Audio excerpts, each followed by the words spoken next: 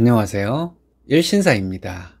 저희 채널에는 신박한 사연들이 많이 있으니 많은 분들의 구독 부탁드립니다. 이번 사연은 시어머니 요양원에 모셨다고 지랄하던 신우들에게 쌍욕을 하고 시어머니에 대한 모든 것에 손 뗐다는 며느님의 사연인데요. 함께 보시겠습니다. 얼마 전에 시어머니를 요양원에 보내드렸습니다. 이남 이녀 중 막내 아들과 결혼한 며느리로서 저 할 만큼 했다고 생각해요. 모시고 살기 힘든 성격의 시어머니를 10년 가까이 모시며 신우들의 구박까지 견디며 살았습니다. 자기 엄마 똑바로 모시라고 뭐라 하는 신우들, 신우들이 오면 기세등등해서 저에게 함께 뭐라고 하는 시어머니 때문에 너무 힘들었어요. 남편도 견디기 힘든 본인 어머니와 누나들 때문에 저와 함께 고생 많이 했습니다.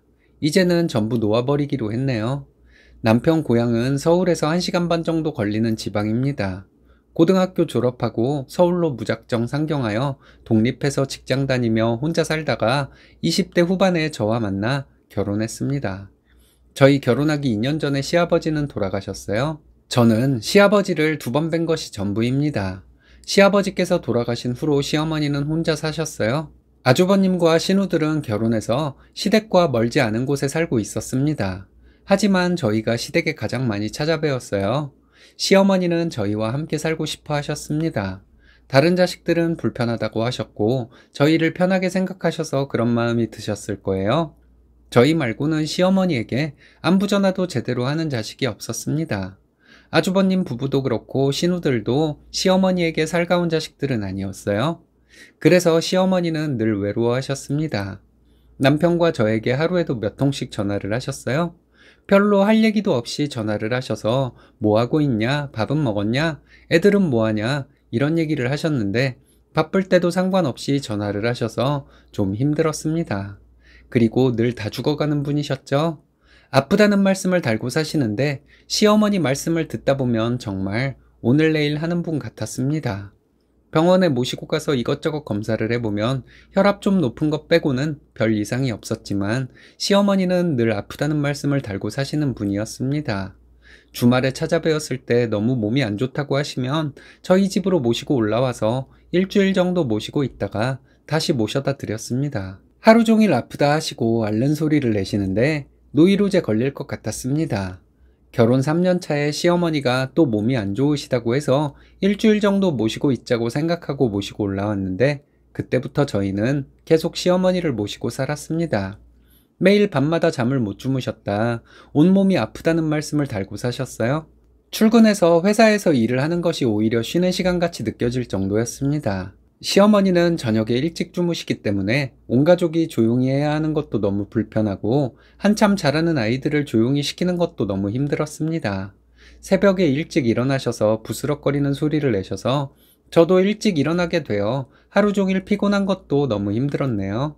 주말에 낮잠을 자려고 하면 아이들 시켜서 저를 깨우시고 일어나서 여쭤보면 저를 깨운 별다른 이유도 없었습니다. 시아버지 돌아가시고 나서 아주버님이 남편에게 2천만 원을 주었답니다. 나중에 알게 된 일이지만 시아버지 앞으로 있던 시골 땅이 조금 있었는데 적어도 5억은 나가는 땅이었다고 해요. 아버님 몸이 안 좋아지셨을 때 아주버님이 그 땅을 팔자고 해서 팔았다고 합니다. 아주버님과 신우들은 서울에 사는 남편에게 말하지 않고 자기들끼리 땅 판 돈을 나눠 가지고 남편에게는 2천만 원만 준 것이었어요. 저희는 결혼할 때 친정도움도 조금 받았고 둘이 맞벌이 하면서 살면 어렵게 살지는 않으니까 시댁 재산에 대한 불만 같은 것은 없었습니다. 시어머니를 모시고 살게 된 후로 아주버님과 신우들이 가끔 저희 집에 왔어요. 시어머니 혼자 사실 때는 가까이 살면서도 잘 찾아뵙지도 않던 사람들이 저희가 모시고 살게 된 이후로는 한 달에 한 번 이상 찾아오더군요. 신우들은 갑자기 효녀들로 돌변해서는 저와 남편에게 잔소리를 하는데 더 힘든 것은 시어머니가 신우들과 한패가 되어 함께 저희를 구박하는 것이었습니다. 평소에는 아프다 죽겠다 소리나 하시고 딸들이 왔을 때는 기세등등해서 저희에게 뭐라 하시니 너무 힘들었어요. 게다가 신우들은 저희 집에 각자 오는 경우가 거의 없었습니다. 꼭 같이 와서 힘들게 하더군요. 저렇게 아프시다는데 병원은 왜 안 모시고 갔냐? 내복은 저렇게 낡았는데 왜 새 걸 안 사드렸냐? 우리 엄마 연세도 있는데 절대 집안일 시키지 말아라. 이런 얘기 정말 지겹도록 듣고 살았습니다. 나중에는 정말 욕 나오더라고요. 저희 시어머니 처음 저희 집에 오셨을 때 연세가 60대 중반이셨는데 말이에요. 형님은 저희 집에 거의 오지 않았습니다. 본인이 맏며느리인데 시어머니를 저희가 모시고 있으니 면목이 없어서 그런지는 모르겠지만 아주버님만 와서 어머님을 뵙고 갔어요. 아주버님은 저희 집에 오면 시어머니 드시고 싶다는 것을 밖에 나가서 함께 먹고 식대를 계산하고 가는 정도였어요. 신우들에 비하면 그나마 양반이죠. 신우들은 오면 저와 남편이 밥을 차려다 바쳐야 하고 함께 외식을 해도 식대를 계산하는 경우도 거의 없었습니다. 재작년부터 시어머니가 치매 증상을 보이셨습니다.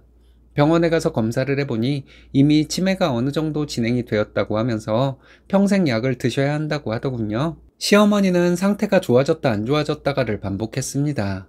안 좋으실 때는 대소변을 지려서 냄새가 나고 퇴근해서 들어와 보면 집안 전체에 그 냄새가 진동을 하고 있었습니다. 아이들도 냄새가 난다고 방에 문 닫고 들어가서 거실에 안 나오고 있고 그런 것을 보면서 아이들도 가엾더라고요. 하루 종일 아프다는 분이 식사하신 것을 잊고 또 밥을 달라 하시고 점점 살이 찌니 혈압이 더 오르고 해서 남편과 상의 끝에 요양원에 모시기로 했습니다. 제가 일을 그만두고 집에만 있을 수 있는 여건도 안 되고 집으로 요양보호사를 부른다고 해도 한계가 있어 평일 낮 시간 동안 시어머니를 방치하게 되니 어쩔 수 없이 요양원에 모시기로 한 것이었어요. 아주버님과 신우들에게 도저히 안 되겠어서 요양원에 모셔야 할 것 같다고 얘기했더니 난리가 나더군요. 신우들 둘이 계속 저에게 전화해서 불쌍한 엄마를 그렇게 꼭 요양원에 보내야겠냐고 하며 저를 천하의 나쁜 며느리로 만들었습니다. 신우들이 그렇게 난리를 치거나 말거나 저희에게는 어쩔 수 없는 선택이었어요. 시어머니를 요양원에 보내드리고 나서도 신우들은 난리를 쳤습니다. 요양원비에 대해 묻는 사람은 아무도 없더군요. 신우들은 계속 저에게 전화를 해서 시어머니한테 언제 갈 것이냐, 가보니까 잘 계시더냐, 이런 것은 쉴 새 없이 물으면서 정작 자기들은 시어머니가 계신 요양원에 잘 가지도 않았습니다. 저희 집에 있을 때는 본인들 엄마 본다고 그래도 한 달에 한두 번 정도는 왔는데 요양원에 모시고 나니 거의 안 찾아뵙더라고요. 시어머니를 요양원에 모신 후에도 신우들 극성 때문에 저도 그렇고 남편도 많이 힘들어 했습니다. 시어머니를 요양원에 모신 지 2달 후에 신우들이 저희 집에 찾아왔습니다. 저와 남편을 원망하려고 결심하고 온 사람들처럼 오자마자 난리를 치더군요. 엄마를 요양원에 보내놓고 너희는 잠이 오더냐? 우리 엄마 불쌍해서 어떡하냐? 사시면 얼마나 더 사신다고 너희들이 좀 더 모시고 있으면 안 될 일이었냐? 이런 소리를 하는데 생각이 있는 사람들인가 싶었습니다. 남편이 신우들에게 갑자기 욕을 하며 소리를 질렀습니다. 그렇게 엄마가 불쌍하면 니년들이 모시면 될 것 아니냐고, 재산은 너네들이 다 차지해놓고 왜 나한테 지랄들이냐고 하며 입에서 나오는 대로 쌍욕을 퍼붓는데 남편이 그렇게 심하게 욕을 하는 것은 그날 처음 봤네요. 신우들은 남편에게 어딜 누나들한테 욕을 하냐고, 우리는 딸들이고 너는 아들인데 당연히 아들들이 모시는 거라고 하더군요. 그 말 듣고 저도 신우들에게 욕을 했어요. 너희들은 정말 양심도 없는 년들이라고. 딸이라서 어머님을 안 모실 거면 재산도 받지 말았어야지. 재산은 왜 막내 동생만 따돌리고 너희들끼리 나눠 가졌냐고. 재산 다 내놓으라고 했습니다. 그럼 내가 일 그만두고 시어머니 요양원에서 다시 모시고 나와서 평생 모시고 살겠다고요? 너희들은 부모 재산만 차지하고 모실 생각도 없고 요양원비를 낼 생각도 없는 것들이니 개만도 못한 년들이라고 했습니다. 니년들이 재산 다 나눠가지고 우리가 받은 것은 2천만 원인데 우리는 그거 이상으로 했으니 이제 모른다고 했습니다. 너희들이 요양원비를 내던지 모시고 살던지 알아서 하라고 했어요. 신우들은 돈 나가는 건 무서웠나 봐요. 아무 말도 못하고 있다가 조용히 나가더라고요.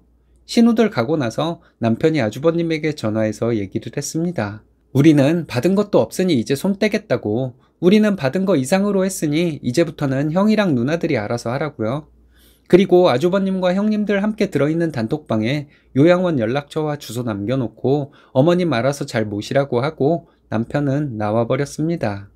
얼마 후에 아주버님이 본인 집 근처 요양원으로 시어머니를 모시고 갔습니다. 아주버님이 어느 요양원으로 모시고 간다고 알려줘서 알고는 있지만 저희는 지금까지 한 번도 시어머니를 찾아뵙지 않았어요. 저도 그렇지만 남편도 많이 힘들었던 것 같아요. 계속 안 찾아뵐 수는 없겠죠.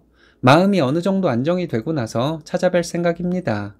저희는 시댁에서 받은 것이 다른 형제들에 비해서 적어도 시어머니를 모시고 살려고 아등바등 노력했습니다. 도저히 안 되겠어서 요양원에 모신 거였고요. 신우들이 가만히나 있으면 되었을 일을 지들은 하는 것도 없으면서 착한 척이나 하려고 저와 남편을 괴롭히니 저희도 손떼게 된 것이에요. 다들 너무 괘씸해서요. 며칠 전에 작은 신우가 전화해서 또 착한 척을 하더군요. 그래도 그렇지 윗형제에게 그렇게 욕을 하면 되냐고 하는데 제가 좀 심하게 욕을 또 했습니다. 너네같이 벌레만도 못한 것들은 그날 두들겨 패서 내쫓아야 했는데 욕만 하고 내쫓아서 한이 된다고요. 그리고 너희들이 남편 모르게 나눠 가진 시부모님 재산 중에서 남편 거는 내놓아야 할 것이라고 했습니다. 소송을 해서라도 기필코 받아낼 것이니 그런 줄 알라고 말하고 전화 끊었어요. 소송을 하겠다는 말은 신우들 연락 다시는 받고 싶지 않아서 한번 해본 소리였는데 남편은 진짜로 소송을 할 것이라고 합니다. 지금은 그전보다 마음 편히 살고 있습니다. 아이들도 집에서 자유롭게 왔다 갔다 해서 너무 좋다고 해요. 남들이 나쁜 며느리라 욕하더라도 저는 시어머니를 잊고 살려고 합니다. 언제까지가 될지 모르겠지만요. 언제까지가 될지 모르겠다고 하시는 것을 보니 참 착하신 분 같네요. 10년 하셨으면 충분합니다. 누구도 쓰니님 부부를 욕할 수 없을 것 같네요. 이제 마음 가는 대로 하셨으면 좋겠습니다.